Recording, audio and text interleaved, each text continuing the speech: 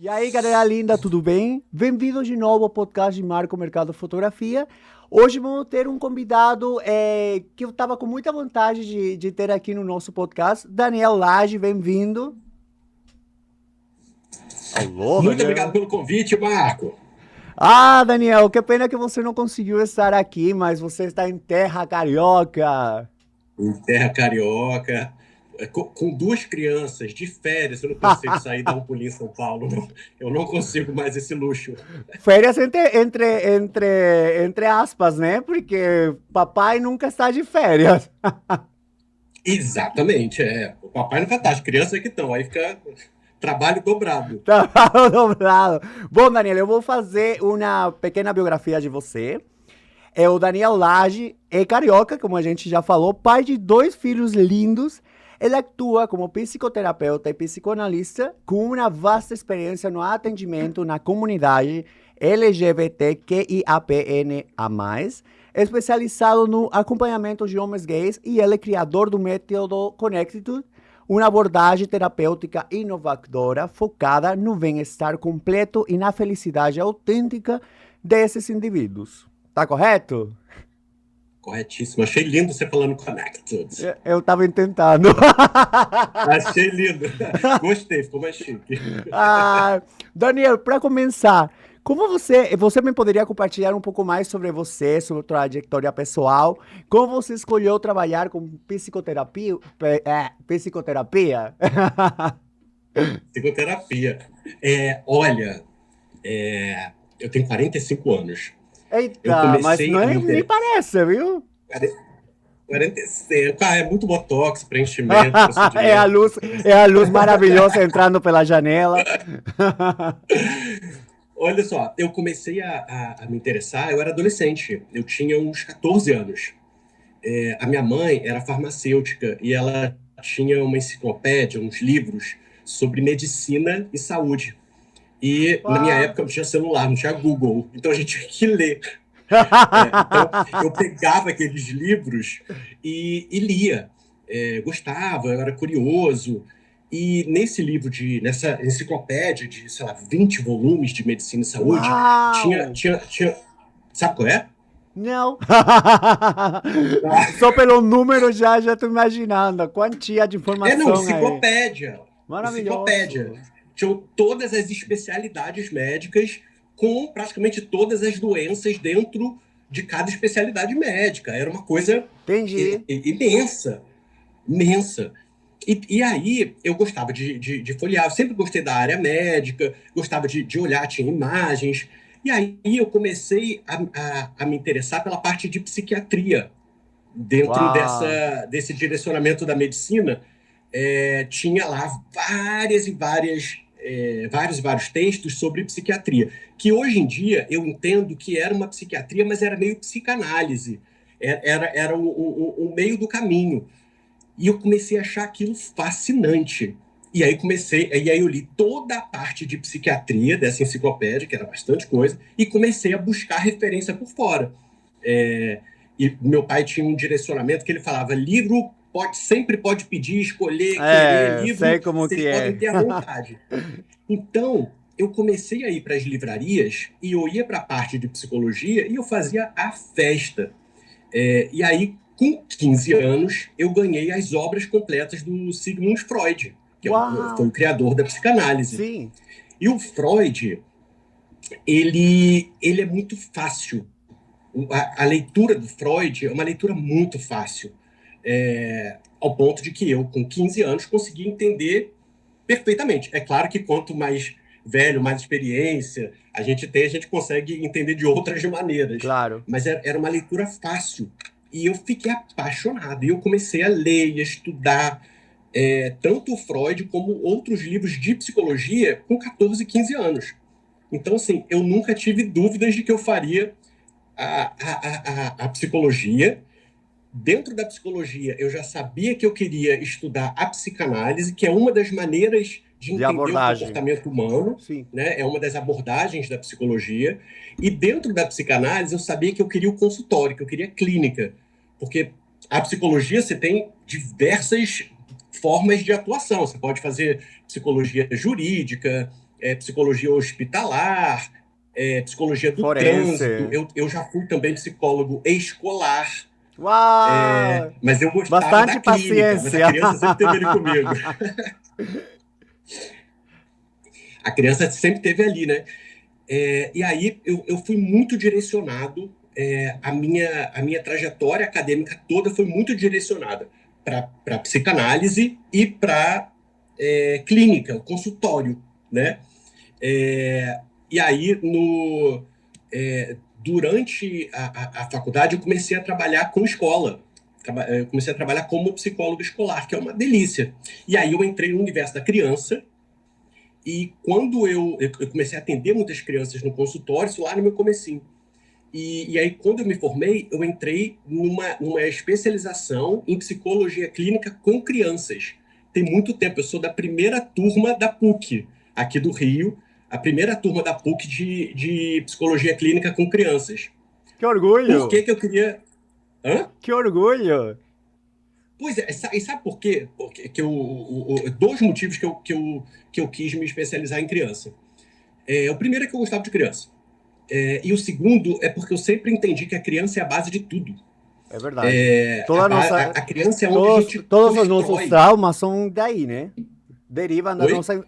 Todos os nossos traumas e nosso caráter e tudo vem da formação desde a infância, né? Exatamente. Todas as nossas referências são formadas e construídas na infância, né? Chato. Então, isso sempre me interessou. E outra coisa que me interessava é que o manejo clínico de quem lida com a criança é muito mais trabalhoso e difícil.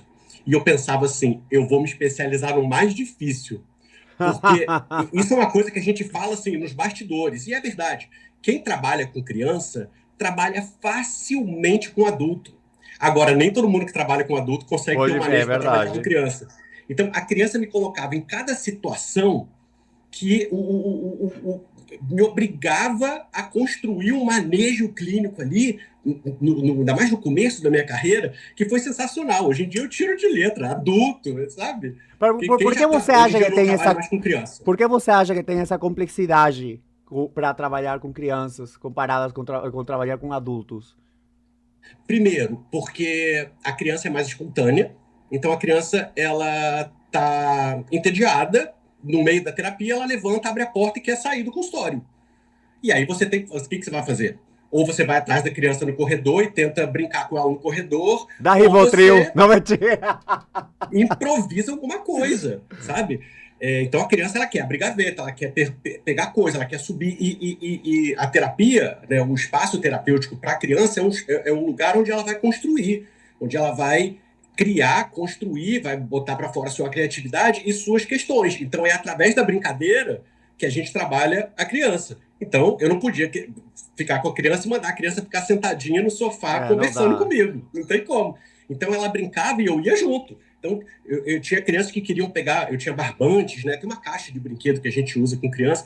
Tinha crianças que queriam ficar amarrando o meu consultório, passava barbante e eu ia junto. Enquanto eu ia passando o barbante, fazendo essas bagunças todas, a gente ia conversando, eu ia orientando, tirando da criança, era isso. E outra coisa que a criança, o adulto, quando a gente atende o adulto chega no consultório, ele fala suas questões, elabora e vai embora. A criança não. A criança tem a parte da criança, você tem que conversar com a mãe, você tem que conversar com o pai, você tem que conversar com a babá, você tem que conversar com a escola, com a professora, com a fonoaudióloga, com a terapeuta ocupacional. Então, assim, é muito mais trabalhoso nesse sentido, Entendi. sabe? Então, e cansa bastante. A gente vai ficando mais velho também. E criança gosta muito de brincar no chão, com os carrinhos. A gente vai ficando mais velho, a coluna não A coluna aguenta. começa a doer. Exatamente. Ô, Daniel, mas e quando foi que você começou a se direcionar com a parte da comunidade LGBTQIA+. Então, eu no comecinho da minha carreira eu atendia bastante criança. Depois elas foram começando a sair, eu fui parando de buscar e meu consultório começou a ficar muito cheio de adultos, casais. E eu já atendo há 20 anos. Então, durante muitos e muitos anos, o meu consultório era completamente lotado. Para você ter uma ideia, eu trabalhava aqui no Rio até 2, 3 horas da manhã. Meu Deus! E aí você pergunta, que loucura! Por quê? Porque eu era o único. Então, assim, quem que você conhece que trabalha, qual psicólogo, psicoterapeuta que você conhece que trabalhava até as 3 da manhã? Eu, antes de ter filho, tá? Antes de ter filho. Eu adorava isso. E no comecinho também.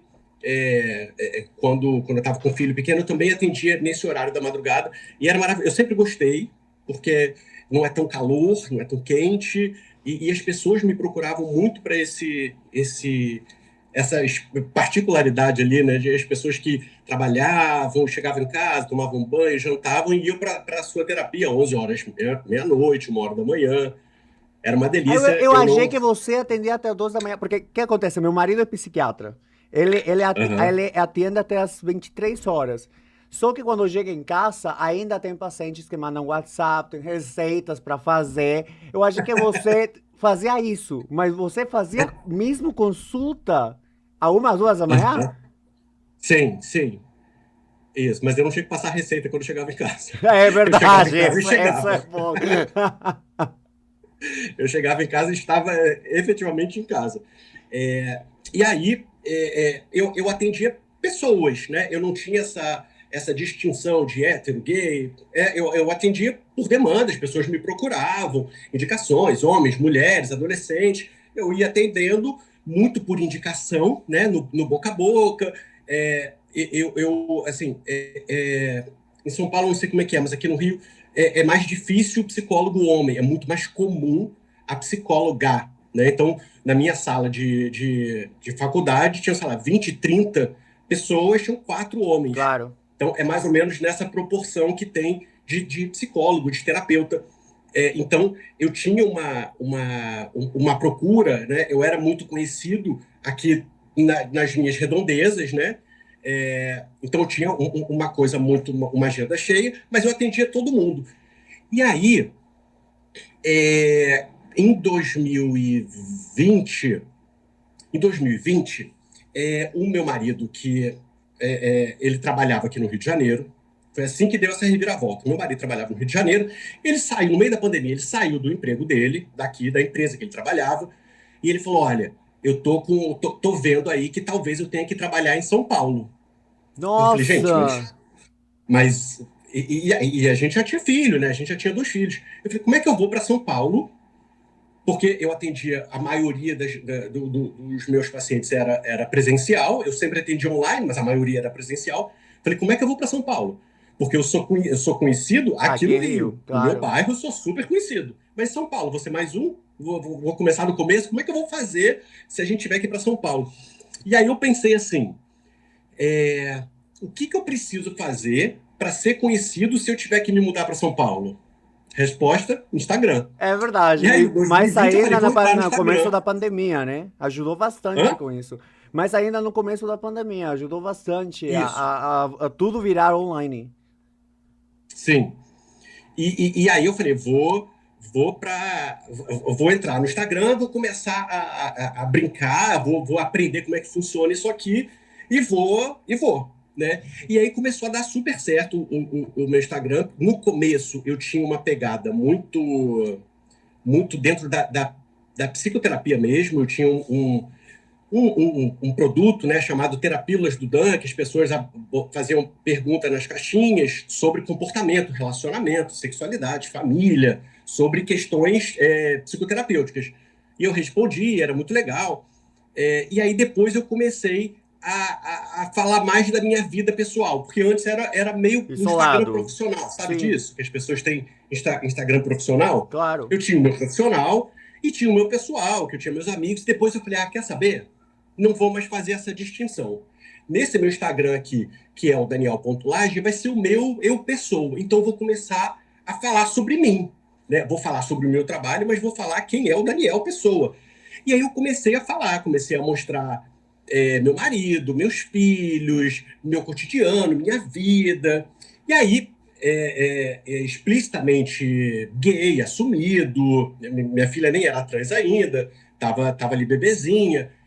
E aí, já nesse momento onde eu comecei a colocar expor a minha vida, começou a aparecer um monte de pacientes pretendentes à terapia, gays, que é, sabiam Se que eu sentem era identificado, psicoterapeuta né? e tinha essa identificação, Sim. sabe? E aí eu comecei a atender muita gente que não falava explicitamente, mas muitos homens gays falavam: eu te sigo, eu conheço, eu vejo tua família, teu marido, sabe? É, e, e aí aí começa o boca a boca do homem gay, falando com um amigo gay, que fala com um primo gay, que E fala aí virou famoso. com a amiga lésbica. E aí eu fiquei muito nessa, nesse meio, né? Quando a minha filha transicionou, também começou a aparecer um monte de famílias, principalmente famílias de crianças e adolescentes trans. Que idade Porque aí tinha a tua viam a filha maneira quando como eu começou lidava a com ela. transicionar? Que idade tinha a tua Oi? filha quando começou a transicionar? 5 anos. Meu Deus. 5 anos. Como foi esse processo de acompanhar a ela nesse processo?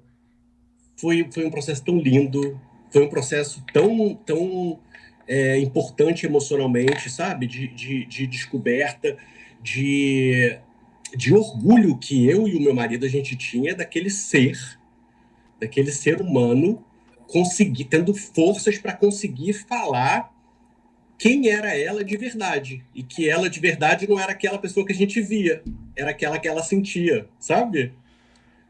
E, não, e orgulho de vocês de dar esse espaço e criar um ser com tanta força de vontade para ir em contra de tudo, a tão curta idade. É, uma coisa que a gente sempre fala,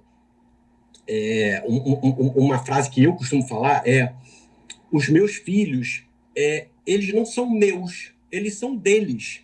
Eu não sou dono, É né? verdade. Eles não são minha posse, eles são deles. Eu sou meu e cada um é de cada um, sabe? Então, a minha orientação de educação é completamente baseada no respeito e na empatia.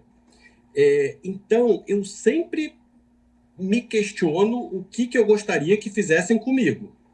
Então eu penso, se eu falar que eu sou uma coisa qualquer e eu quero ser respeitado pelo que eu estou falando, que eu estou me percebendo, eu vou respeitar o outro, porque eu não admito fazer com o outro o que eu não gostaria que fizesse comigo. Exatamente. Deveria ser muito básico, né? Deveria, Mas não é precisa muito ser. básico, mas é Eu estou falando complexo. básico, mas estou falando básico, mas lamentavelmente as pessoas não pensam assim. As pessoas querem mandar nos outros e muitas famílias de crianças trans querem que aquela criança seja o direcionamento dos desejos delas, pais e mães, né? E isso é péssimo, tanto para a criança como para as pessoas que vão ser pais frustrados porque os filhos não estão correspondendo a uma fantasia que eles mesmos criaram, sabe?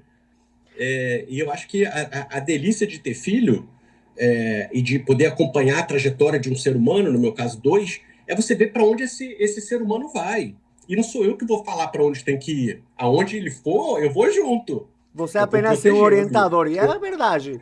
Hã? Nossos pais apenas são deveriam ser apenas orientadores, companheiros da nossa vida, mas não em nenhum momento donos e mais ainda projetar os sonhos deles em nós, né? Sim, É, deveriam. Esse é o mundo ideal. Eu luto através até das minhas postagens, dos meus vídeos. Eu luto para tentar psicoeducar a sociedade para que eles entendam que os filhos são seres individuais, né, com desejos próprios, fantasias próprias, né, orientações próprias, e para que tenha esse respeito e esse afeto. E que eu gosto muito disso, que eu volto a dizer, é muito básico, né? Mas às vezes a gente tem que falar o básico para as pessoas entenderem, que é: eu vou fazer com o outro o que eu gostaria que fizessem comigo, e eu não vou fazer com o outro o que eu não gostaria que fizessem comigo. Se todo mundo seguisse isso, a sociedade já seria uma sociedade mais respeitosa. Garanto. o interessante da questão é a tua filha tinha 5 anos. Desde que idade os pais poderiam respeitar supostamente a decisão de uma criatura que se está formando. Porque Aham. acho que, por exemplo, só na minha cabeça vem a filha do Angelina Jolie, que teve essas mudanças, né? Desde pequeno vestiu de um jeito mais masculino, daí meio que foi para verso. Mas foi muito criticado, né? Porque desde que idade você normalmente tem o conceito, é muito pequeno para saber o que ele quer ou o que ela quer. Então, desde que momento os pais teriam que respeitar essa vontade de um ser que está se formando? Sim. É, a diferença de idade dos meus filhos é de 1 ano e 2 meses. É muito próximo. Se o meu filho, com 4 anos, ele sabia, ele tinha certeza que ele era um menino, por que eu não ia validar a percepção dela? Sabe? Que linda resposta. Entende? Ele não tinha a menor dúvida. O meu filho, com 4 anos, ele não tinha. Antes disso, ele não tinha a menor dúvida de que ele era um menino. E isso era respeitado. Agora, eu respeito ele, mas não respeito ela, sabe assim? Então, é uma coisa que eu sempre falo: a nossa sociedade, ela atualmente, ela ainda é dividida nesse binarismo do masculino e feminino, do menino e da menina, né? Sim. A gente luta para que isso seja mudado, mas isso ainda é muito dividido na nossa sociedade. Então, você já foi em alguma loja de brinquedo de criança? Eu, lógico, eu amava Como brinquedos. é que é a loja de brinquedos de Tudo criança? De um dividido. lado é Exatamente. azul, E que outro é onde tem o roça. dinossauro, o carrinho, os bonecos, o Hot Wheels, e do outro lado é o lado rosa, onde tem as princesas, os bebezinhos, o glitter, né? É assim que é uma loja de brinquedo. Ai, senhor, você tá me fazendo. Todas. Você me está fazendo lembrar quando eu de propósito, e quando visitava minha prima, que é 4 anos mais nova do que eu acho que minha mãe não sabe disso, mas eu falava, não quer brincar com bonecas, prima? Influenciando a ela a brincar com bonecas para poder brincar um pouquinho. E minha tia, igual tinha umas Barbies, que sempre eu gostei o cabelo comprido, sabe? E minha tia era das loucas que cortava o cabelo dela, se cortava o vestido dela, e eu ficava raivoso. E é verdade, não é que eu acho que eu nunca tive dúvida se eu vou ser um homem cis ou não, mas eu gostava de brincar. E a verdade é, a sociedade não impossibilita isso, de Isso. poder nos expressar e de poder experimentar. Porque isso não significava nada, inclusive não significava que eu fosse ou não fosse um homem gay. Mas, Sim, lastimosamente, nossa família é estruturalmente machista, né? completamente. Completamente. Isso não é permitido na nossa sociedade e, na verdade, não significa nada. Não significa que a criança vai ser gay, nem que vai ser trans, né? Significa que ela está expressando o desejo por um universo que existe na sociedade, que é o universo feminino. Né? Não deveria ser uma questão, mas a nossa sociedade machista faz com que seja. E quando eu ia para a loja de brinquedo com os meus 2 filhos, eu soltava eles, porque é assim que eu trabalho, com respeito. Então, entrou na loja, cada um vai ver o que quer, sabe?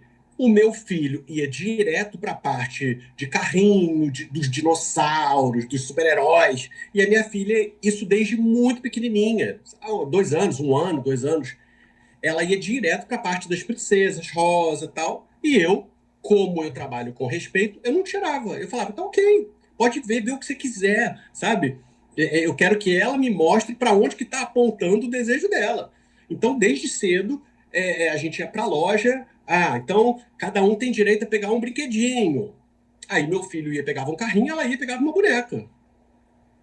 Ok, menor problema. Então, essa identificação dela com o universo feminino acontece desde cedo, desde sempre, sabe? Num primeiro momento era uma identificação, talvez de uma curiosidade de entender Sim. esses universos, né? E ela, obviamente, ela tinha acesso ao universo masculino, porque o meu filho tinha um monte de brinquedos de menino, como se diz na sociedade, né?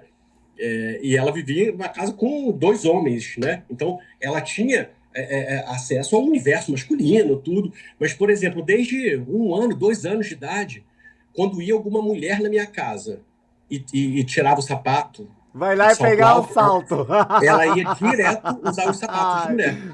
Coisa que nunca fez com os meus, nem com os do meu marido, que eram sapatos, aquele sapatão, né, de homem, né, sapato de couro, sapato de social. Nunca teve essa curiosidade. Então, eu gostava dos sapatos de brilho, sapato de salto alto. Desde muito cedo, ela tinha uma coisa muito forte com cabelo. Então, é, ela queria ter cabelo grande. E aí ela começou a falar que ela era as princesas. A brincadeira dela era: eu sou. Ela falava Ianca Ieve. Ela não sabia nem falar Branca de Neve. Que Ela falava: fofa, eu meu sou Deus. Ianca Ieve. Eu tenho vídeos que provam isso. Desde muito pequenininha. 2 aninhos, 1 aninho, 2 aninhos, já falava. Quando começou a falar, já falava Ianca Ieve. Eu tenho uma foto de uma festa fantasia que a gente foi e que podia escolher. Eu falei: qual fantasia você quer? Pode escolher qualquer uma. E ela tinha, o Kim, o meu caçula, era bebezinho. Ela devia ter uns 2 anos. E ela escolheu a Ianca Ieve. Eu mandei fazer uma fantasia com as cores da Branca de Neve. Ela amou. Eu não botei vestido, mas eu botei as cores no macacãozinho, ficou lindo. E aí ela tinha a coisa do cabelo, que ela queria ter o cabelo das princesas. E aí o que ela fazia? Toalha de criança, né? Toalha de bebezinho, tem aquele capuz, né? Então, desde muito cedo, tipo, dois Colocava aninhos, como se ela fosse o botava aquele. cabelo. Hã? Ela colocava como se fosse o cabelo. Ai, meu Deus. E ela ficava com aquela toalha de capuz o dia inteiro. Então, ela acordava, a primeira coisa que ela fazia era ir onde ela tinha deixado. A gente, obviamente, deixou uma para brincar, porque não dá para ficar o dia inteiro ainda se enxugar no banho, né?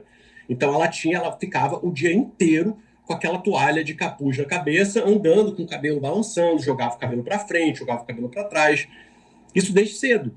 É, Depois ela descobriu que eu sou adulto, né? E sou grande. Ela descobriu que as minhas regatas numa criança de 2 anos vira um vestido, né? Ela Verdade. descobriu isso e eu perdi minhas regatas. Meu guarda-roupa foi assaltado por uma bebezinha. E ela usava Ai, minhas meu. regatas como se fosse vestido.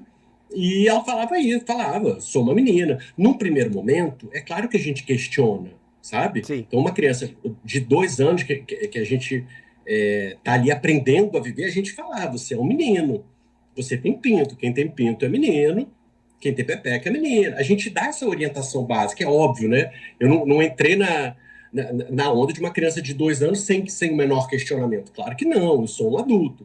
Eu preciso questionar para ver também o que está acontecendo ali. Não estou falando de uma irresponsabilidade, né? Já pode ser o que quiser, como as pessoas falam, né? Acho que eu sou um macaco, então vai virar um macaco. Acho que eu sou um transformer.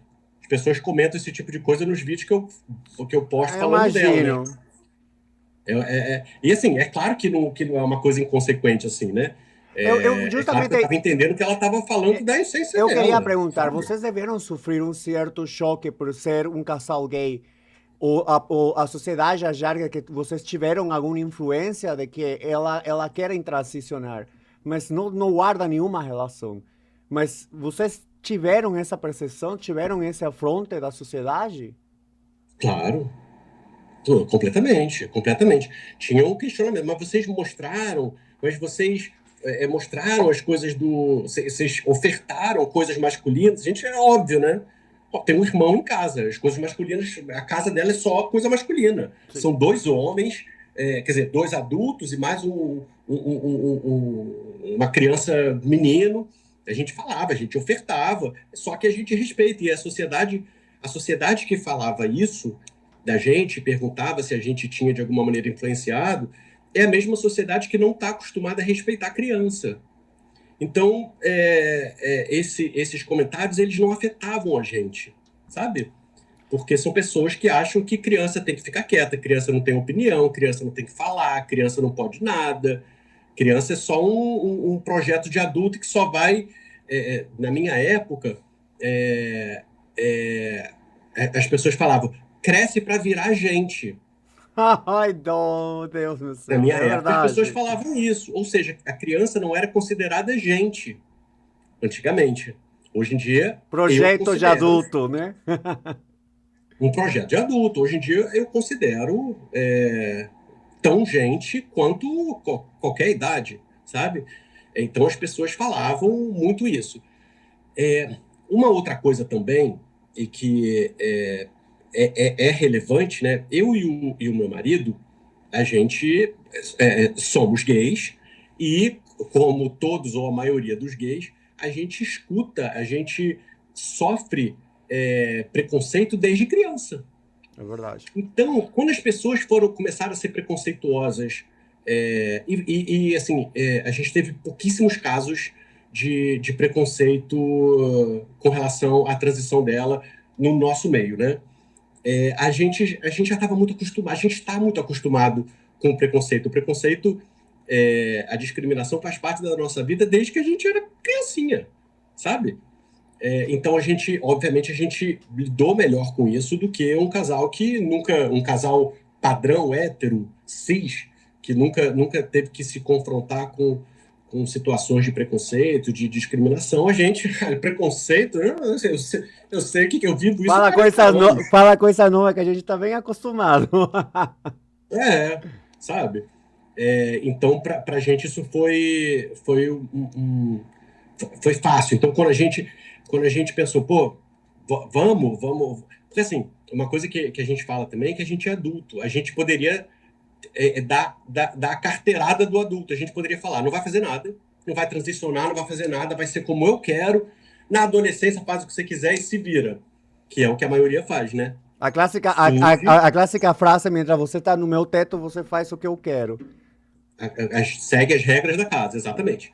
E a gente pensou, cara, a gente não conseguiria fazer isso. A gente ainda pensou, será que a gente proíbe? Porque a gente poderia facilmente proibir. A gente, enquanto adultos, enquanto pais, a gente tem esse poder de proibir. Assim como eu proíbo eles de irem para a piscina 3 horas da manhã, eu poderia proibir Ai, ela que de não. ruim, deixa tadinhos. 3 horas da manhã, depois já ficar com febre, vou mandar para tua casa depois pra você cuidar. Daniel, mas gente, eu tenho muitas perguntas, mas fiquei tão interessado no tema. Vocês Aham. criaram um ambiente seguro que é da sua casa. Mas como foi na escola? Como foi a relação com os outros pais? Porque talvez podiam pensar isso foi um mal exemplo, talvez, para meus outros filhos. Como foi a escola receber essa transição? Como vocês conseguiram garantir de que não só na tua casa tua filha se senta segura? É, é, isso começa com a escolha da escola. Sim. Então, a escola que eles estudam, que é a mesma desde que eles têm 1 ano de idade, é uma escola que a gente escolheu a dedo. É uma escola que, para a gente, é a melhor escola que tem aqui na região, talvez no Rio de Janeiro, e uma escola completamente preparada, porque assim, eles já entraram na escola sendo filhos de pais gays. Então, Já fazia eu nunca diferente, claro. eu nunca poderia botar eles numa escola religiosa que vai comemorar o Dia das Mães e Dia dos, sabe?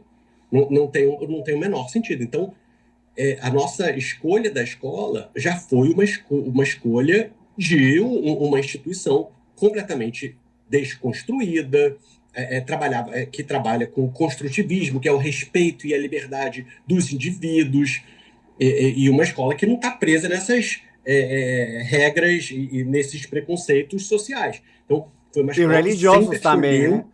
Porque Hã? e religiosos também, porque se tivesse uma inclinação religiosa forte, aí tivesse problema também. Uhum. Então, é uma escola que recebeu a minha família muito bem desde sempre. Lembrando que a minha família, além disso, é uma família interracial, porque o meu caçula é negro. Então, era uma escola que a gente precisava que tivesse um direcionamento antirracista. Então, é uma escola que tem um comitê de diversidade e antirracismo. Pra você ter uma Maravilhoso. ideia de como isso é forte dentro, né? Então, quando ela transicionou, a transição formal mesmo, praticamente da escolha do nome, aconteceu num sábado de fevereiro. As aulas começavam na segunda. O material dela já estava todo etiquetado com o nome que ela tinha quando era menino, todo. As aulas começavam 2 dias depois. E aí você Jogaram imagina a todo fora e loucura, etiquetar de novo. você imagina a loucura de eu ligando pro celular da diretora da escola no domingo de manhã e falando, olha só, tenho que te falar uma coisa. O nome antigo fez uma transição de gênero e agora se percebe como uma menina e o nome é Bela e eu quero saber como é que a gente vai Resolver o seguir com isso na assunto. escola. E aí a diretora falou assim, tá, tudo bem, ótimo, a gente vai arrumar tudo, só te peço que você não vá no primeiro e no segundo dia. Porque precisava, enfim, é uma coisa grandiosa, né? Precisava organizar tudo ali internamente. E aí, quando a gente chegou a aula começou na segunda, a gente foi o primeiro dia na quarta-feira. Quando a gente foi na quarta-feira, foi incrivelmente afetuoso a recepção que todos os funcionários tiveram com ela. Todos. Porque a diretoria da escola reuniu todos os funcionários, desde coordenadores, professores, até cozinheiros, faxineiros, jardineiro, reuniu todo mundo, explicou que era uma transição de gênero, explicou que a Bela agora se Nossa, que identificava como uma menina. maravilhoso. Eu, Então, quando tô, a gente eu fico chegou, emocionado, Daniel, porque ver que existe uma escola desse jeito e que dá esperanças, né? Dá esperanças à nossa sim, sociedade, ao nosso mundo. sim, Porque o que acontece com tua filha não é algo tipo, que eu acho que sempre aconteceu, só que a pessoa era reprimida pela toda a vida. E aí vem os claro, suicídios, aí vem as poucas oportunidades que têm as pessoas trans de ter uma profissão, de ter uma formação. Existe todo um mundo de restrições que sempre viveram. Então, não quer dizer que agora a gente está fazendo milagres e estão aparecendo. Não, a gente está dando oportunidade, ou a sociedade está, graças a Deus, de aos poucos mudando, e as pessoas estão se sim, sentindo corajosas de poder viver a vida que quiseram e querem ter, né? sim. Exatamente. Sempre existiu, mas as pessoas realmente eram impedidas, reprimidas, e aí chegavam na adolescência. Vários estudos e estatísticas mostram isso. A quantidade de suicídios que acontecem e aconteciam com muito mais frequência na adolescência e começo de vida adulta, porque a pessoa não dava conta de viver uma mentira na sociedade. Então você reprimia, chegava na adolescência, a criança, o adolescente não dava conta. Falava, eu não sou isso aqui. E aí tirava a própria vida. Isso é muito comum, muito comum. E nesse processo todo, eu e meu marido, a gente, sabendo desses dados, desses estudos, dessas estatísticas, a gente teve a certeza, a gente não quer que, sabe, eu não quero arriscar a felicidade da pessoa mais importante da minha vida por conta do que os outros vão pensar, sabe? Eu não quero arriscar a vida da pessoa mais importante da minha vida porque alguém pode achar que está errado o que a igreja diz e eu não estou nem aí porque a igreja diz, porque os outros pensam, sabe? Eu, enquanto homem gay, aprendi a não ligar para a opinião do outro, sabe? Então, assim, na verdade, isso é um grande trunfo que eu e meu marido temos para lidar com isso tudo, porque a gente já passou por muita coisa. Então, a gente sabe como lidar com a opinião, com a ofensa, com o preconceito. Então, a gente, sabe? A gente vive isso há muitos anos. Então, a gente conseguiu dar esse encaminhamento muito, muito respeitoso. E a escola foi fundamental, foi incrível, de verdade. Ai, eu acho que gastei a metade do podcast falando de um tema tão maravilhoso como esse. Eu esqueci de te avisar esse detalhe, que eu falo loucamente. Você me Não, deixa aqui. mas é verdade. Assim, quando é online, você não pode me enxergar, mas eu tô assim com os olhos chorosos. Porque Não tô vendo. eu sou meio chorão mesmo. E que lindo ver essa, da verdade, da esperança. E não porque eu sofri na minha vida, eu sempre sou grato porque minha família sempre me acolheu como homem gay. Mas há muita injustiça, eu vejo tanto sofrimento no nosso redor ainda agora que ver que tua filha está sendo feliz, está sendo como ela quer, que vocês conseguiram. E ainda tem travas que colocam para casais da comunidade poder ter filhos. Falando, Sim, privando a possibilidade dessas criaturas que foram abandonadas, que estão em albergues, complicando a situação para que casais da comunidade possam dar amor e dar carinho. E vocês são um exemplo de um casal gay que estão fazendo um trabalho maravilhoso, que vocês estão aí para seus filhos, que estão dando talvez a vida que tua filha não tivesse em algum outro lugar. Sim, exatamente. Agora, vamos Eu, voltar ao tema. Vamos voltar ao tema vamos, de você. vamos. Me puxa, que senão eu Não, mas é que eu também falo. fiquei apaixonado. Quais foram os maiores desafios, Daniel, que você enfrentou ao longo da tua carreira, trabalhando com a comunidade LGBTQIA+, PNF? O Daniel colocou todas as siglas, acho. Todas, né? Eu acho que no começo, como eu não era conhecido por ser gay, né? Eu era só um terapeuta conhecido, mas não era conhecido porque era gay. A minha família não era exposta, né? Isso foi de poucos anos para cá. E eu sinto que eu percebo retroativamente o quanto que as pessoas da diversidade tinham uma dificuldade em se abrir, sabe? Em se sentir confortáveis num ambiente onde elas não tinham a certeza de que seriam compreendidas efetivamente por alguém que já passou pelas mesmas situações, sabe? Então, eu acho que uma coisa que foi um dos motivos que me levou a criar o método Conectude, né, que é a terapia especializada em homens gays, foi a necessidade de um espaço de segurança, onde a Sim. pessoa saiba que naquele espaço, no meu consultório, ela absolutamente não vai ser julgada, sabe? E que eu tô ali plenamente aceitando e respeitando qualquer situação. Então, uma coisa que é uma dificuldade que eu acho que acontece com homens gays, com a diversidade em geral, né, mas com homens gays, que é o meu foco, quando eles procuram um lugar que não é específico, não é explicitamente da bandeirinha ali do Rainbow, A gente não se não é ali sente específico, fica que. totalmente E aí? confortável mesmo. É. Será que eu posso falar mesmo? Será que eu posso falar o detalhe mais profundo da comunidade gay? Porque tem detalhes da comunidade gay, vamos combinar que você é da comunidade também, que só a gente sabe. Que a Imagina, galera hétero não Daniel, sabe de algumas eu coisas. faço terapia com minha terapeuta faz um ano e um pouco mais. Eu jamais falaria pra minha psicóloga, tipo, gente, eu tive um problema com a Xuca hoje, sabe? Aí, Mas aí coisas, eu nunca poderia é isso. falar pra ela, gente, sabe o que? Eu tô com uma fissura hoje. Sabe? Não dá, não dá. Mas você deu os melhores, é exatamente isso. É exatamente. É você entender qual é o transtorno, qual é o que pode dar errado numa A Xuca Xuca. é um transtorno. E é você entender e poder falar com uma pessoa que sabe o que é, que já passou por isso em várias situações.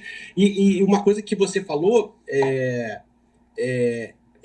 enfim, eu faço terapia desde adolescente. E eu continuo fazendo porque eu acho que eu também preciso ter o meu espaço para me pensar, para refletir sobre a minha vida, minhas questões, minhas emoções. E eu sempre fiz terapia com terapeutas bons, psicólogos bons, sabe?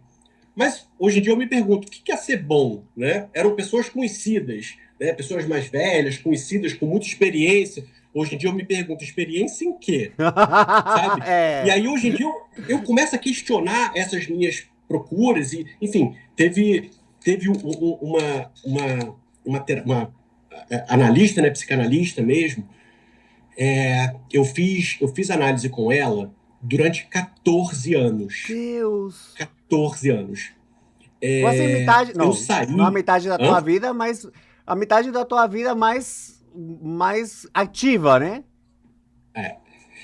O que acontece? Eu fiz análise com ela durante 14 anos. Depois que meus filhos nasceram, eu dei uma parada, voltei. Quando eu voltei, ela, psicanalista, né? Aí eu fui falar de uma questão que eu estava tendo com, não lembro, com um dos dois, né? É, e eu levei uma questão muito difícil que eu estava tendo com bebês pequenos e tal, e ela me sai assim, ah, essa mãe. Eu falei, mas os meus filhos não têm mãe. É. E ela, sei. Então, ela, naturalmente, ela enquadrou a minha história numa construção heteronormativa, aonde ela tentou achar uma figura de mãe em algum lugar que, obviamente, não existe, não existiu e nunca vai existir. Mas a cabeça dela, a construção dela, teria que ter uma mãe ou uma figura de mãe ou alguma coisa materna em algum lugar, ou alguma coisa em mim que fosse mãe. E eu falei para ela, eu saí depois foram 2 sessões que eu passei por isso, e eu falei, mas não tem mãe, não tem mãe. E ela não entendia, porque não entendia, sabe? Como muitas pessoas não entendem. Pessoas, agora terapeuta, né? Você pode Terapeuta deveria entender, estragar a né? vida da Porque se pessoa, vem né? com isso, não dá. Não, que o vendedor da loja, o jornaleiro não te entenda, tudo bem. Agora, o terapeuta pode acabar com a vida de uma pessoa quando ele que é uma pessoa que normalmente os pacientes têm o terapeuta como uma figura muito importante, Sim. né? Então, essa figura muito importante vem e fala que tem que ter uma figura de mãe, se é uma pessoa que está fragilizada naquele momento, ela pira. Isso é muito arriscado, sabe?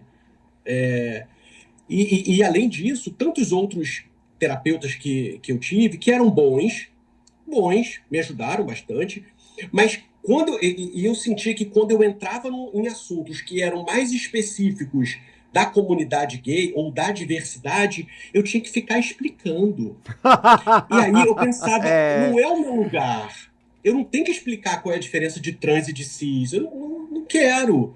Sabe, aqui eu estou num lugar que eu quero ser acolhido dentro do meu universo. Eu não quero ter que explicar como funciona o meu universo para que a pessoa entenda tudo aquilo e não vai entender com a profundidade que eu entendo, porque só quem está ali sou eu, sabe? Então, assim, essas minhas queixas com relação aos meus terapeutas hétero, elas me fizeram questionar e eu, enquanto profissional, comecei a falar, caramba, eu não quero ser essa pessoa que não acolhe plenamente a pessoa que está comigo. E aí que foi a grande sacada de poder amarrar tudo isso, foi quando eu criei o método Conectude, que eu pensei, olha, eu vou agora me expor como um especialista de homem gay, porque a minha clínica é muito feita dos homens gays, e eu vou fazer um projeto onde eu vou mostrar para as pessoas o que elas podem ter de benefícios e ganhos sendo atendidas por um homem gay. Porque, volto a dizer, às vezes o óbvio precisa ser dito, sabe? Então, uma pessoa que está fragilizada, uma pessoa que está passando por situações difíceis, emocionais, de relacionamento, afetivas, ou, enfim, com relação à sua própria identidade, ela que precisa de um profissional de saúde mental, ela, na emergência, ela acaba querendo procurar qualquer um. Então, eu entro para falar, olha, existem coisas que são importantes e que eu tenho aqui. Não quero dizer que eu sou melhor do que todos, mas eu tenho coisas que muitos não têm. Porque eu genuinamente entendo isso que você está passando, eu entendo esse lugar que você está, porque eu já estive, né? E eu fui, ao longo da minha carreira, né, dos meus atendimentos, eu fui mudando, eu fui adaptando a minha maneira de exercer a psicoterapia com o que fazia mais sentido da maneira que eu enxergo o mundo. Eu era psicanalista daquele ortodoxo, sabe? Que hum. a gente era treinado assim, encontrar paciente na rua, atravessa a rua, não fala com o paciente, não fala nada da sua vida. Teu marido é psiquiatra, você já deve ter escutado umas coisas dessas. É. Não fala da sua vida, não dá opinião, mesmo se você souber, não fala. E aí, conforme eu fui entendendo e percebendo melhor o mundo que eu vivo, a nossa sociedade, a nossa cultura, 2024, eu penso, nossa, a nossa sociedade ela é muito solitária, ela é muito desamparada. A pessoa que procura um acolhimento dentro de um consultório de psicoterapia, eu não posso mais ocupar esse lugar de neutralidade. Eu não posso e eu não quero mais ocupar esse lugar da distância, de um não aprofundamento. Eu não quero. Então, a minha prática clínica começou a ser muito acolhedora, a ser muito respeitadora. Então, eu hoje em dia eu sou autorizado para isso, porque sou psicólogo, e além de tudo, existe um conhecimento, então eu dou conselhos, eu oriento dentro do universo da pessoa. Eu oriento não para o que é melhor para mim, mas eu percebo o que é melhor para a pessoa, eu falo, vai, eu incentivo, sabe? Eu fortaleço, eu empodero as pessoas, porque eu quero que elas saiam do meu consultório muito melhores do que elas entraram naquela hora. Eu penso assim, a pessoa está me dando uma hora da semana dela, e isso é muito valioso, sabe? A pessoa me escolheu para poder falar dos seus assuntos mais É um íntimos. momento bem Ela me vulnerável. escolheu. É um momento bem, Hã? bem vulnerável, né? Muito. E o E psicólogo, assim, as pessoas fala. têm que saber que às vezes o psicólogo para mim tem que ser um match perfeito, sabe o Tinder? Uhum. Vai haver muitos ruins, Exatamente. vai haver muitas, mas não é a psicologia que é ruim, é que você tem que experimentar vários psicólogos até achar o que vai ser acorde à etapa da tua vida que você está levando. Porque pode ser que Exatamente. nessa etapa que eu estou fazendo terapia de 1 ano e meio, minha atual psicóloga seja indicada, mas talvez seja depois outra. Entendeu? Sim, Então, a gente tem que dar essa possibilidade a errar e até achar a pessoa que você se senta confortável nesse momento. sim. Não, claro, a pessoa vai ver o que tem de mais intenso acontecendo com ela, como é que é a vida dela, e poder buscar de acordo com o melhor interesse para ela. Mas aí eu preciso mostrar e falar: olha, aqui você tem esses diferenciais que numa terapia hétero você não vai conseguir ter, por mais empático que seja, por mais que o terapeuta, não falando mal da sua psicóloga, por mais que o terapeuta seja muito empática, Tadinha.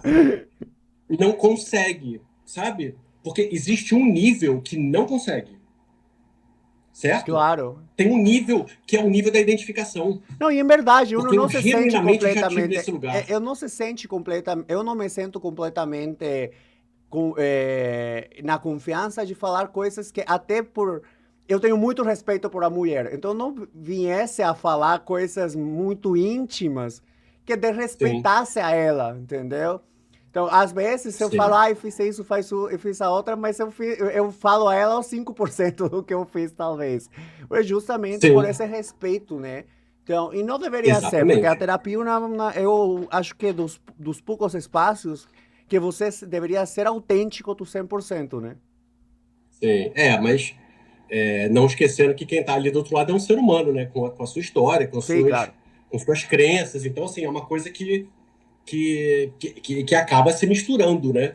E mesmo antes de eu focar a minha clínica para homem gay, isso desde que eu me formei, e é uma característica dos homens psicoterapeutas. Era muito comum as pessoas me escolherem porque eu sou homem. Justamente porque a maioria dos psicoterapeutas é mulher, então a maioria das pessoas que me escolhia era porque eu sou homem, assim como muitas pessoas não queriam a minha indicação, não queriam me procurar, porque eu sou homem. Claro. Mas normalmente a mulher já é mais comum. Você já está esperando uma indicação de mulher. Então, quando alguém me procurava, era muito comum: olha, eu quero uma indicação de um psicólogo, mas eu quero que seja homem. Então, muitos homens, até hétero, me procuravam porque a minha vivência enquanto homem na sociedade, enquanto homem, né, independente de ser gay, hétero, né, a vivência do homem ela é diferente da vivência da mulher na sociedade, né? Independente da orientação sexual, o homem ele tem uma passagem na sociedade completamente diferente da mulher. Só você andar na rua que você vai ver de que maneira que o homem é respeitado, de que maneira que o homem é tratado, que é diferente do tratamento que tem com a mulher ainda hoje, lamentavelmente. Mas ainda é. Lamentavelmente. A gente luta para que isso mude. Então, muitos pacientes desde sempre me procuravam por ser homem. Então, eu fiz essa junção e, inclusive, uma das coisas que foi muito importante para mim nesse momento foi eu buscar também. Porque que remédio é esse que eu ofereço para o outro que eu não tomo, sabe assim? Então, hoje em dia, o meu psicólogo é um homem trans bissexual. Porque eu precisava. Eu adoro, eu sou muito fã. Eu sou suspeito para falar, mas eu sou muito fã dele. Quando eu descobri ele, né, e o fato de ser trans também é importante para mim, porque eu vivo muito esse universo trans, né? Sim. Até por conta da Bela. Então, quando eu comecei a levar as minhas questões, né, da minha família, as minhas questões particulares, isso só foi confirmando de que o quanto que um homem, no caso ele é bi, né, mas ele conhece o universo gay, o quanto que o entendimento é mais empático, é mais verdadeiro, porque tem identificação, sabe? Ele tá ali na diversidade, ele tá no LGBTQIAPN+. Isso foi incrível, sensacional. Daniel, qual é a essência do método Conectitude? E como ele pode ajudar a gente que está nesse período de autodescoberta? É, a essência, vou dar um nome, é a psicoterapia. O método Conectude é a psicoterapia. É um tratamento psicoterapêutico feito por um psicólogo. Eu sou psicólogo, sou psicoterapeuta, sou psicanalista também, então minhas bases teóricas foram feitas desde os 14 anos, lembra que eu falei? Na construção do Freud, né, na psicanálise, embora depois, né, e desde muitos e muitos anos, eu já tenha consumido e bebido e estudado de tantas outras fontes e bibliografias e autores.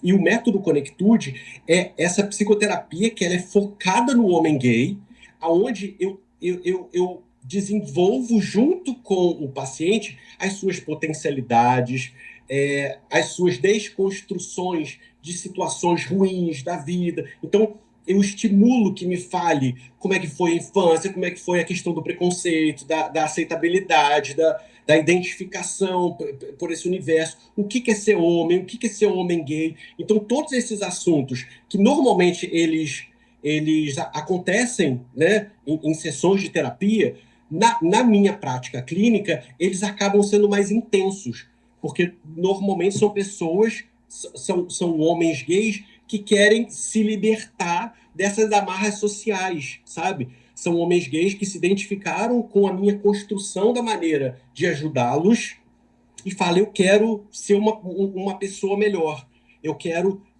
fazer as pazes com o meu passado, fazer as pazes com a minha orientação sexual, eu quero descobrir e redescobrir a minha masculinidade, a minha sexualidade. Então, existe uma terapia, é uma psicoterapia, mas não é uma psicoterapia como outra qualquer.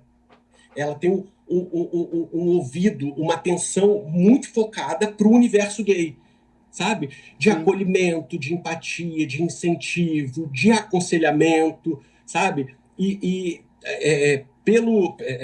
A proposta do método Conectude, a maneira que eu entendo, é que o homem ele precisa buscar essa plenitude, tanto a mental, a emocional, como a social também, sabe? Então, é uma coisa que eu acabo perguntando, eu acabo incentivando que a pessoa participe, que ela pertença a grupos, que ela pertença a instituições, que ela consiga entrar mais na sociedade, sabe? E é um reforço de que o homem gay ele faz parte da sociedade e ele precisa ocupar a sociedade, sabe? E que Claro. não dá mais para ficar escondido e de lado como a gente foi educado a ser. Os homens gays foram educados a fica de lado, fica quietinho, não fala quem você é, que você não vai apanhar.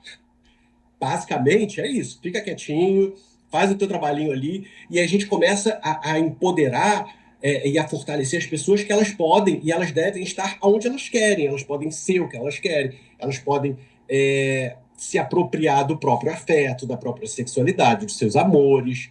Então, um. E ao mesmo tempo que é um trabalho para que esses homens sejam pessoas melhores, tem um sentido para mim de reparação da minha história também. Então, eu fico muito feliz de hoje poder usar toda a minha experiência para ajudar o meu povo, sabe? É, é, eu gosto de ajudar os héteros.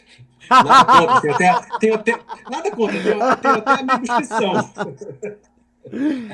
Tenho até amigos que são. Ah, Nada contra.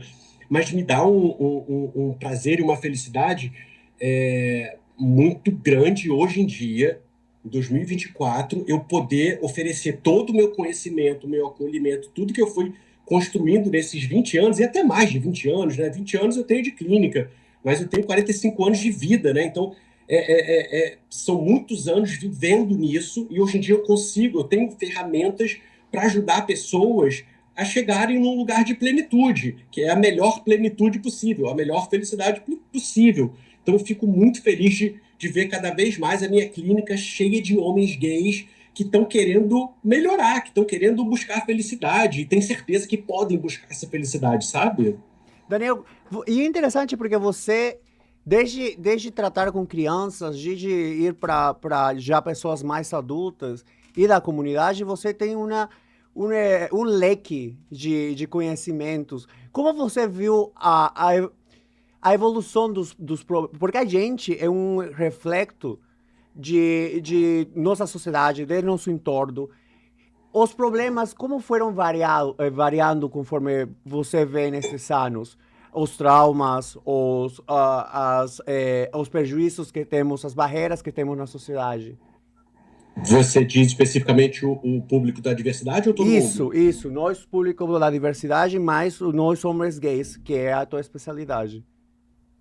É, eu acho que, primeiro, a questão da, da internet chega para mudar tudo, né? Tudo, Sim. tudo. Tanto no sentido da informação, né? O pessoal da minha idade, um pouquinho mais novo e o pessoal bem mais velho, teve que viver uma infância, uma adolescência muito solitária e completamente sem informação, porque a gente não tinha como buscar informação. Então, a partir do momento que você tem acesso à informação, e a própria maneira de buscar relacionamentos hoje em dia, que é muito diferente de como era antigamente, tem suas próprias questões particulares. Então, aplicativos, a internet, pesquisa, tudo isso traz questões que são questões contemporâneas, né?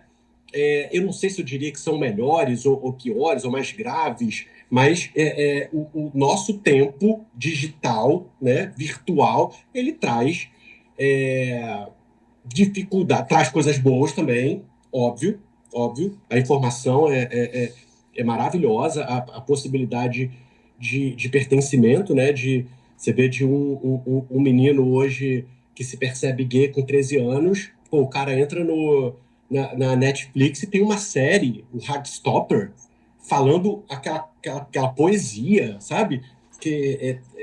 Botando ali adolescentes se relacionando, se apaixonando, sabe? Isso é uma coisa sensacional. Na minha época, e até pouquíssimos anos atrás, isso não existia. Sim. Então, o homem gay, o menino gay, o adolescente gay, não conseguia ter essa identificação. Então, ele só via as séries de romance, era o menino e a menina. E aí, como é que você consegue se identificar e fantasiar? Ou você imagina que você é o menino, ou você imagina que você é a menina. Mas em qualquer uma das duas está errado, porque se você é um menino, você não está afim da menina, e se você está afim do menino, você não é a menina.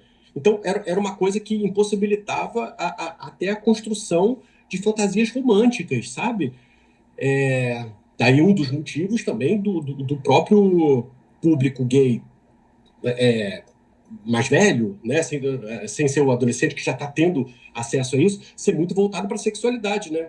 A gente foi criado para isso. A gente foi criado o que tinha de direcionamento, o que tem é isso. É a questão da sexualidade, a questão do corpo. Então isso culturalmente faz muito parte. Então a relação do homem gay com o sexo, a relação do homem gay com o próprio corpo, com os relacionamentos, com o amor, com o afeto, é muito diferente da relação que os homens héteros têm. Muito diferente. Culturalmente, a gente foi empurrado para um lugar da clandestinidade, né? O homem hétero ele sempre pôde falar dos seus amores, sentimentos da sua sexualidade, o homem gay nunca pôde falar. Ele sempre teve que fazer escondido e ficar quietinho e não falar para ninguém, senão ele apanhava. Então, O que me falava, o que você faça em quatro paredes é problema teu. Agora, fora de lá, é o problema, já é um problema para a sociedade, não é? E sim, é interessante que você fala, porque acho que quando a gente tinha um conceito da vida gay, sempre era um conceito da vida promíscua que você não podia projetar um casamento a longo prazo, não podia projetar uma família, ter filhos. Era isso, impossível quando eu pensar quando era criança, quando era adolescente, eu via que era uma opção quase iminente a solidão no futuro. sim, Então, inclusive de criança era muito isolado, né? Eu tinha um companheiro que era gay, mas o último que eu queria fazer era ficar perto dele, porque um já é uma atenção, dois já é carnaval. Então, sim. eu lembro que eu não queria ficar nem perto dessa pessoa, porque O medo, talvez. né? Exato, exato. Então é triste. E acho que isso ajuda muito, como você fala, as redes sociais e se ver pertences, talvez, no audiovisual, no cinema, e ver que a gente não está errado e não está sozinho, né? Isso, isso, isso. Pra você ter uma ideia, quando eu comecei a pensar em construir uma família através da adoção com filhos humanos, né, com meu marido, os casais gays não podiam adotar. A gente pôde adotar em 2015, ontem, sabe? Sabe como é que os casais gays faziam? Um adotava, um entrava como uma adoção solo, monoparental, então Sim. era filho só de um formalmente, e o outro entrava com recurso de inclusão de paternidade anos depois. Agora, imagina uma família que é constituída já nessa obscuridade, nessa clandestinidade, nessa mentira, sabe? Então, é, as coisas mudam e estão mudando muito e muito rápido e muito recente, sabe? Então é uma outra coisa também que eu valorizo muito e que eu convido todo mundo a pensar é nessa construção e nessa constituição da família e da importância da família, que não necessariamente precisa ser com filhos humanos, né? Mas da família enquanto um núcleo de afeto Eu tenho que quatro se cachorros, esses apoia. são meus filhos. Hã? Eu tenho quatro cachorros, esses são meus filhos. Eu tenho dois humanos e três felinos, tenho três gatos maravilhosos.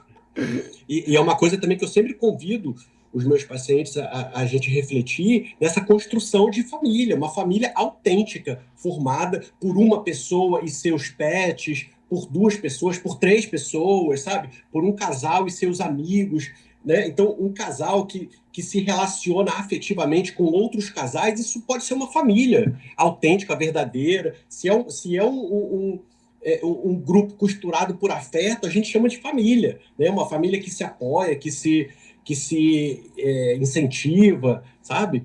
E isso também é muito recente, essa possibilidade para o homem gay. O homem gay não foi criado para ter família. O homem Ex- gay foi criado para ser sozinho. Existe uma maior burocracia no processo de adoção por você ser um casal gay na atualidade? Não, não tem. É exatamente É, o, pro- igual. não tem. O processo de adoção no Brasil, ele funciona muito bem, de uma maneira muito respeitosa.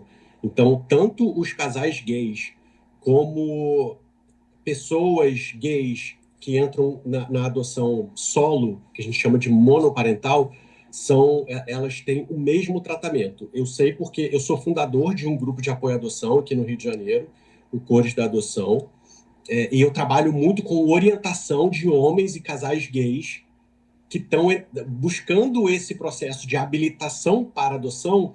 Então, eu faço toda essa construção do perfil da criança desejada, do que esperar, das expectativas, de alinhar as expectativas de duas pessoas ou mais, né?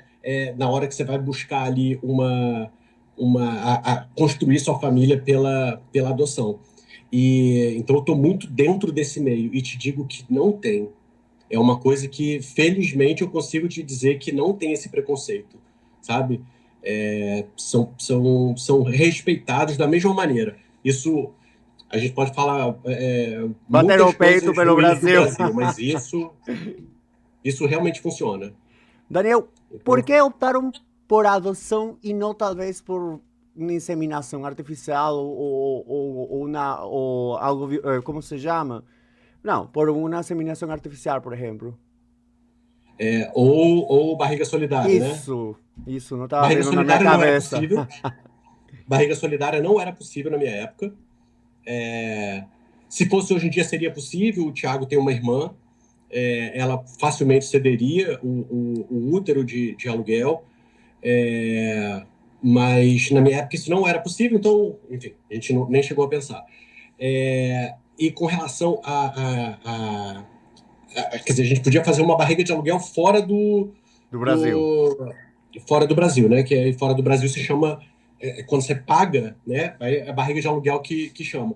A gente chegou a pensar, porque era uma possibilidade, mas era muito caro, e dois, a gente não valorizava essa carga genética e de DNA. Isso para a gente não fazia sentido, porque a gente sempre entendeu que a família era construída pelo afeto.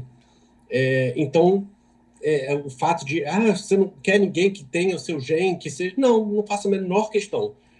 Uma coisa que eu e o Thiago, meu marido, a gente brincava na época, as nossas mães já faleceram, né? E elas eram muito estragadas de saúde. A gente fala, nossa, eu não quero repetir isso. Melhor não Todas repetir o jeito. estragadas, tinham problema de tudo, sabe? Então, que vaidade é essa? Sabe? Que ego é esse de querer que seja com a genética? Isso não faz a menor diferença. Ao mesmo sangue, isso pra gente não faz a menor diferença. Então a gente chegou a brincar, mas brincamos falando sério, né? Nossa família é cheia de doença, tanto a minha como a dele, cheia de doença. Você pegava. Não quer que seja a sua cara. Você pegava 20 minutos no médico quando te fala, me fala por favor as doenças familiares. Tá com tempo? Eu vou começar. Tem tempo, aí senta, doutor. As pessoas falavam assim, mas você não queria um bebezinho bonitinho igual você, com a sua carinha? Eu falo, gente, a minha família tem pessoa feia. Vai que puxa a tia horrorosa. É que você não me conheceu antes do Botox. Não conhece? Deixa eu tirar meu ácido hialurônico todo aqui pra você ver. Então, não foi uma coisa que a gente pensou, porque tem que pensar, porque como era uma possibilidade, a gente pensou. Mas a gente descartou na mesma hora. Falava, a gente não tem enorme necessidade de dar o valor de um apartamento, porque é isso que custa. Uau. Você dá um apartamento para fazer uma barriga de aluguel e todo o transtorno só para ter uma carga genética. Se a gente acredita que as relações são feitas pela construção do afeto. Então, e a gente acha que a Bela e o Kim, né, os meus filhos, eles são irmãos biológicos, né? A gente acha que foi uma coisa energética, né? De ela, uma menina trans, veio parar na nossa família. A gente tinha que ser, sabe? Então. A gente É o que eu te falei, é questão de destino mesmo. Ela ter chegado a vocês. Eu acho que por ser só salvar a vida dela, né? Porque essa compreensão e esse amor e essa possibilidade que vocês estão dando a ela, acho que em poucos lugares tivesse o mesmo benefício. Mas a gente fala muito que ela que salvou a nossa vida, sabe? Ela que mostrou o que é ela que chegou primeiro e depois o Kim complementou eles que mostraram pra gente o que é o amor, o que é essa dedicação, o que é aquilo que a gente sempre ouviu falar do amor incondicional, né? Então, a gente brinca que eles que salvaram a gente também. Então, foi um encontro de almas. Daniel, que conselhos você daria para casais homoafetivos que desejam formar uma família e ter filhos adotivos? Humanos? Humanos, Humanos, o que eu tenho? Eu tenho 4 loucões aí, pomerâneas. Eu entendo porque eu tenho meus gatinhos lindos que eu amo. Conselhos. A busca por terapia ajuda. Não estou falando só de mim, enquanto método Conectude, e eu trabalho com orientação para adoção, mas eu e meu marido, a gente buscou, na época que a gente estava se habilitando para adoção, a gente buscou uma psicóloga, na época era o que tinha, especialista em adoção. Então, ela orientou muito a gente na elaboração do perfil, porque existe essa particularidade da adoção, né? Que você tem que botar num papel o que você espera de um filho, né? A idade, a raça, doenças. Então, toda essa ajuda profissional de alguém que esteja no meio da adoção, ela é super importante e tem que alinhar as expectativas de duas pessoas, se é um casal, ou a pessoa tem que perceber muito bem, num processo de autoconhecimento, o que espera de um filho, o que espera de uma família, o que espera das relações que vão se formar ali através da adoção. Então, é um processo muito de autoobservação e de perceber para onde que o coração está apontando, sabe? Para onde que o desejo aponta, para poder formar, para que isso aconteça da maneira mais feliz, mais autêntica possível. Daniel, a gente passou o nosso horário. Eu Não, imagino. não E se falamos deixar, a gente fica mais 5 horas aqui. A gente quase não falou nada da parte psicológica. Vamos fazer uma segunda entrevista. Estou com tempo, vamos até as 10 da noite. Não, só que aqui temos tempo limitado no espaço do podcast. Daniel, muito obrigado de coração. Verdade que foi algo bastante emotivo, informativo, sentimental. A verdade que fiquei com os olhinhos chorosos. Obrigado pelo carinho. Parabéns por tanto amor, tá? Parabéns pela tua profissão. Parabéns por dar esse amor e esse carinho para todas as pessoas que seguem vocês nas redes sociais, por criar esse espaço seguro para nós da comunidade, poder ter um espaço para poder falar e poder sobrelevar tantas coisas na vida que acontecem com a gente. Então, dá-nos tu mensagem de despedida para todos nós, onde que a gente pode te procurar. Isso, Daniel. Olha, eu amei, por mim, eu ficava aqui mais 10 horas contando história, escutando história, eu sou tagarela, falo, e falo muito no consultório também, falo. Muito obrigado pelo espaço, pelo carinho, pelo acolhimento, né, da gente poder trazer um assunto muito importante para a nossa comunidade, né, para a diversidade. É importante que a gente tenha cada vez mais espaço para a gente poder falar e trazer acolhimento e amparo para as pessoas. Vocês podem me seguir no Instagram, @daniel.lage. Lá tem o linkzinho para falar direto comigo sobre o método Conectude. E ali no meu Instagram eu falo da minha vida, eu falo sobre a diversidade, eu boto foto das crianças, boto foto da minha filha dançando na apresentação de jazz. Então, é uma mistura de profissão com família, onde as pessoas são muito bem acolhidas ali. Então, eu procuro informar e a gente troca mensagem. Então, eu gosto muito. É um canal que estou sempre por ali, convido todo mundo a me seguir.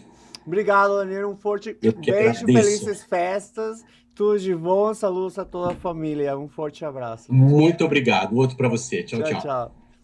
Então, galera, não se esqueça de curtir, comentar e compartilhar nossos conteúdos e ative o sininho para não perder nossos próximos episódios. Um beijo.